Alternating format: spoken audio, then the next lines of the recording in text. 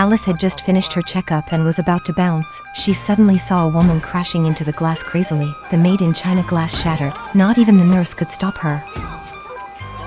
The woman's terrifying gaze sent chills down Alice's spine. She hurriedly ran out and got into her sister's car to leave, but the people on the street seemed to have gone crazy. She told her sister to drive away quickly, but her sister also seemed off. Tears streaming from her eyes, her pupils turned red.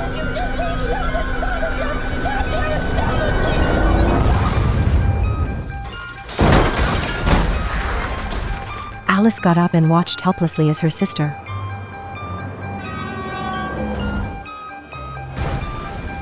people on the street were frantically fleeing. A passerby accidentally knocked Alice down. A woman wanted to help her, but then she seemed to see something and suddenly walked into a burning car.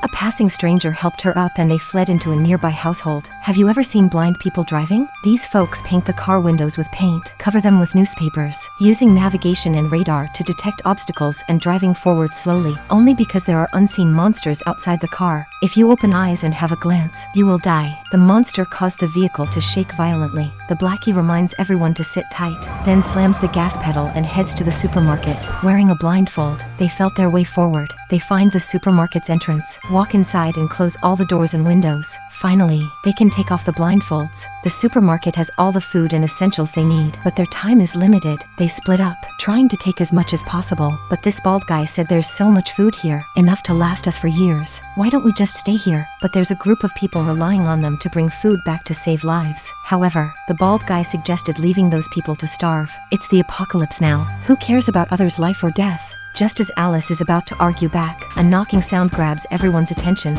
There's someone outside seeking help. With covered eyes, they cautiously open the door. A stranger outside, with a mixture of urgency and an uncanny dialect, exerts immense force against the door, struggling to resist his might. 3 individuals teeter on the brink. At that moment, Blackie steps up. A splash of watermelon juice seeps in, triggering panic and urgency. In a rush, they retreat, only to find themselves facing that peculiar voice once more. They returns home by car, laden with supplies but with one less comrade. In a matter of days, 2 women give birth to new life. The man with the beard suggests a glimpse of the newborns. However, a transformation has come over his eyes. He sweeps aside the curtains. Alice instinctively shields her eyes, while the plump woman, her gaze fixated, encounters an otherworldly presence. Alice takes the child quickly. The plump woman smashes the window wide open. The elderly lady, clutching a pair of scissors, pleads for mercy, only to be ensnared by the bearded man who pries open her eyelids.